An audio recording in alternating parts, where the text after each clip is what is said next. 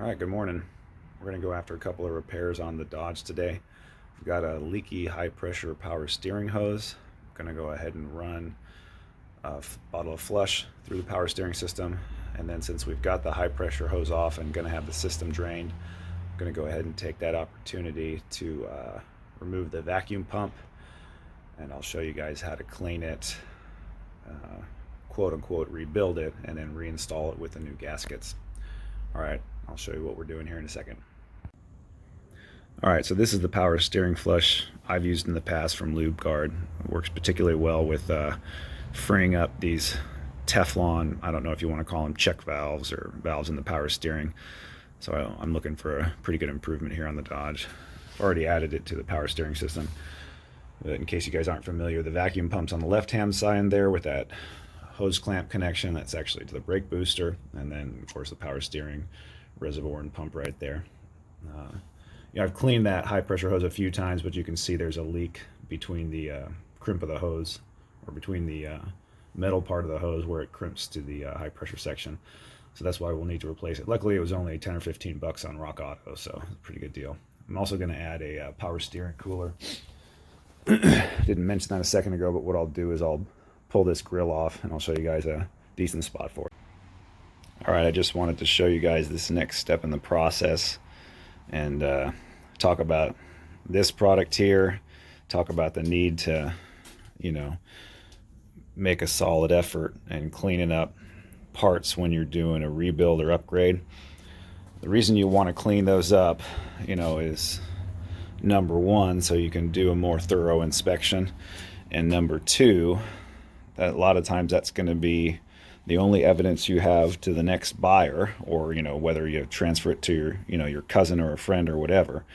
But the next owner, that's the only evidence they're going to have that you rebuilt it, is the fact that you pulled it out and cleaned it up. All right, give me a second. I'll show you two aspects of this which deserve attention. All right, this is how these two pieces fit together. And if you'll give me a second, you'll see that as this slides down the rest of the way, there's a bearing surface here for this shaft that rotates. Now on my pump, you can see quite a bit of copper in there. Now normally on a journal bearing like that, you're going to want to replace that. But what we'll just do is we'll make sure there's no rough edges here to catch on the shaft journal, and we'll put some lube on it for reassembly so that it's not spun dry. All right, like I just said a second ago, this is the end cap to the vacuum pump. You can see I've put the vanes back in there. I went ahead and put 400 grit sandpaper on the back of a block and calmed down the sides and calmed down the edges. If you look in there, you can see that these wear in favor in one direction, but when they're new, they are actually tapered on both sides.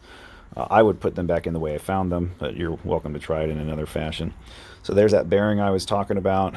There's the oil inlet. You can see the oil feed to that bearing. You can also see another port right there. Gone ahead and cleaned this out, cleaned out the inside of there, and gotten these passages pretty clean. What I'm going to do right now is lube that journal so this bearing's not on there dry. You can see I've already replaced the first O-ring. All right, give me a minute. All right, this is the vacuum pump assembled again. I also thought this would be a good time to mention, when you're torquing those bolts down there that connect these two housings, that's a steel bolt into a aluminum casting. You're not going to need to hit it with a million foot-pounds. In fact, you're going to strip those threads right out of the housing. So myself, I usually just use the 1/4 inch ratchet, and I just torque it down a little past hand tight. You've also got some lock washers on there, so they're not going to back off without quite a bit of encouragement.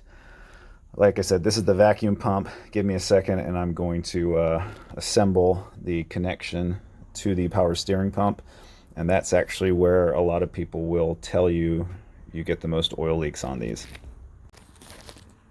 All right, you can see I've added that coupler back to the right hand side of the vacuum pump.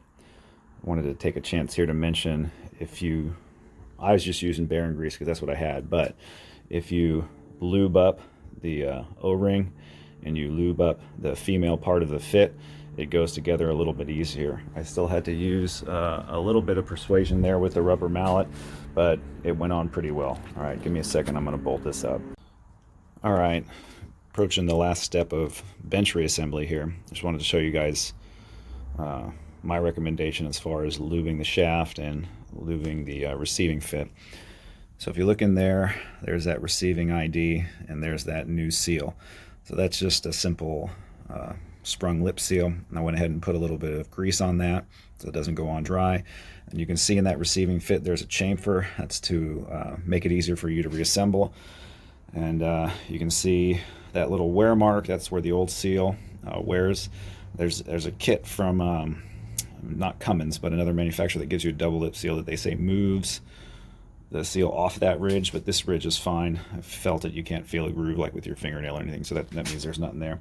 And then I also lubed up that male OD of that fit. Again, this is really just to make it go back together easier and give it a nicer reassembly. Give me a second, I'll show you the final product. All right, this is the power steering pump and the vacuum pump reassembled. Got that hammer under it there just to keep it straight so I can show you guys this gasket Dorman provided. So there's the old gasket. I'd call that an amylid type gasket, paper gasket. It was some type of reinforcement. Didn't come off in a way that could be reused. I wasn't planning on reusing it, but you know, you can see you got to take a few minutes to clean up there when that's left. This is the gasket Dorman included this time. This is a crushable metal gasket. Just wanted to show you guys a feature of it here so you understood. So see how it's got that raised section, you know, and that's just done by cold working. That acts in the same fashion as an O-ring in that when you clamp this to the timing cover, that will crush and it will raise the pressure in that area because the geometry has put more material there. It's going to serve the same function as an O-ring. I don't think this gasket is reusable because I think once that deforms, it's going to match material on both sides and you're kind of stuck. But I could be wrong about that. In any case, I just wanted to show you that. I thought that was pretty cool, and I'm hoping there'll be a little bit better leak resistance there. Just wanted to show you guys how I chose to run the power steering cooler. This is just a single pass cooler from Durali. On Amazon, 30 bucks or so shipped, including the little you know, zip mounts there. That little piece of felt's there just to keep it from pushing against the intercooler, and then I'll add some heater hose to the outside of those two hoses, the same as you see that that wire there, that's another alternator lead, and then the grill will fit back over that. I wasn't able to put it here, which was my original desire, because it would conflict with that factory latch, and I didn't really want to run it to the other side. So we'll hang it there. I think it'll be just fine. Just wanted to take a second to show you guys where the screws were holding the grill in on an intercooled first gen Dodge Ram. So there's one right behind that driving light. There's a couple there on top of the grill that you can see with the hood open. There's one or two I can't recall on the bottom there. I don't have the valence attached, so you can't see that. Really, I just wanted to take a second to show the screw that's behind the parking light / turn signal. That way when you're taking your grill off, you don't damage it. I just wanted to take a second to talk you guys through the best method I've found for flushing the power steering system. Like I said, I added a cooler to the front, but I thought wouldn't hurt to get the old fluid out. So what you start by doing is disconnecting the low pressure return line from the pump, and you route it to, you know, a discharge bottle like that. You splice in a new section of line to the receiving line on the power steering pump, and you connect it to, you know, a new source of power steering fluid like this. This is just the nipple off the top of a gear oil bottle. You know, you're bound to have a few of those around if you're watching this channel. And what you'll do is you'll fill that reservoir, of course, and then you'll start everything up, and you won't see a lot of fluid going into this at first, but make sure you've got this turned upside down and ready to feed on the return line there, or, you know, what used to be the return line, because it's expecting some fluid from this. Make sure your reservoir is filled too. But when you start this truck, it won't immediately start to pump. You'll have to rev the truck up to 1500 RPMs or so. Obviously, I'm not going to do that because you wouldn't be able to hear anything. But as soon as you do that, you'll see it start discharging at what most people would think is the normal power steering flow rates. At that time, you'll want to turn this over and make sure you've got fluid going to that return line and you've got some in the reservoir. And if you keep revving the motor for maybe 10 or 15 seconds, you'll see, you know, a good full change of fluid there. I use 2 of these bottles to get through, you know, to get where I've got pretty clean fluid. And I also use this, let's say their lube guard. You know, early in the video, I think you saw me use the flush on it. It does feel a lot better than when I started this whole process, and what I had read is that ATF or synthetic ATF is actually bad for these systems because it's too slick. So on colder mornings you won't actually get enough pressure to push past that discharge valve, so your power steering will stick.